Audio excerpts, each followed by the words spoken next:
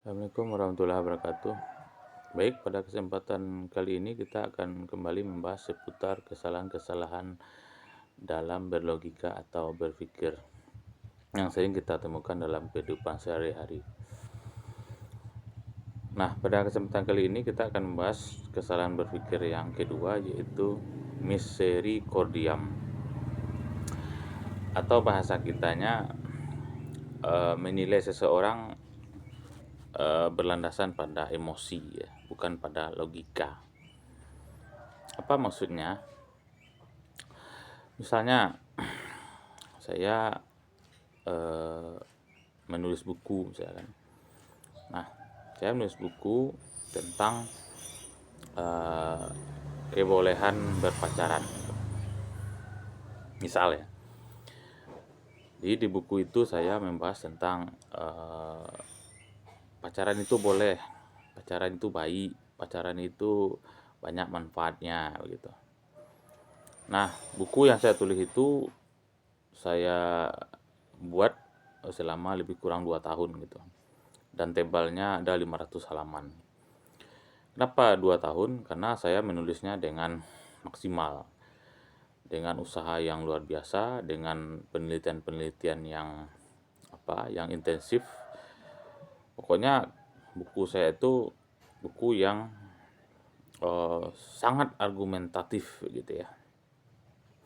Dan telah diuji oleh banyak ahli-ahli gitu.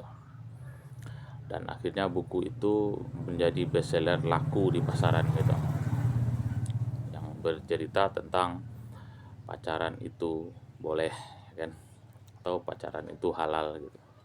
Nah, karena saya sudah membuat buku itu setebal itu, selama itu, sesulit itu ya kan, dengan effort yang luar biasa, maka orang langsung mengiyakan apa yang saya tulis itu.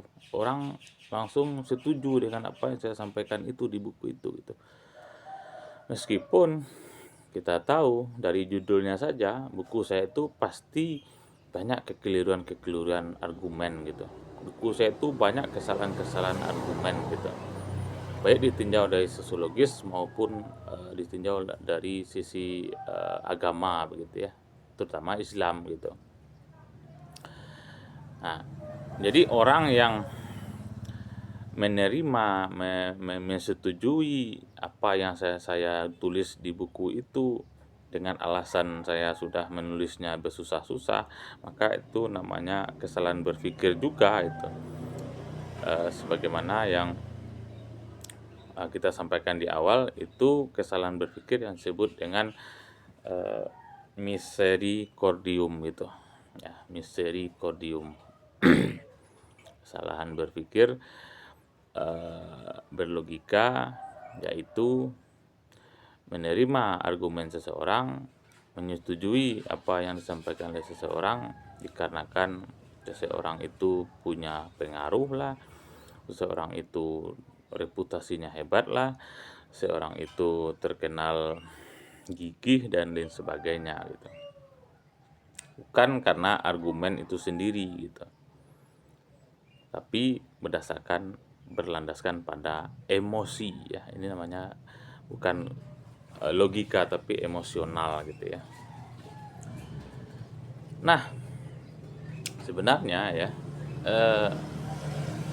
di zaman medsos ini ya, terutama di negara yang masyarakatnya itu punya literasi yang rendah gitu ya, atau pendidikan yang rendah, itu betapa mudahnya masyarakat itu menerima paham-paham, menerima pendapat-pendapat disebabkan orang yang menyampaikan itu hebat gitu. Orang menyampaikan itu cerdas, terkenal hebat, terkenal cerdas, terkenal jenius gitu.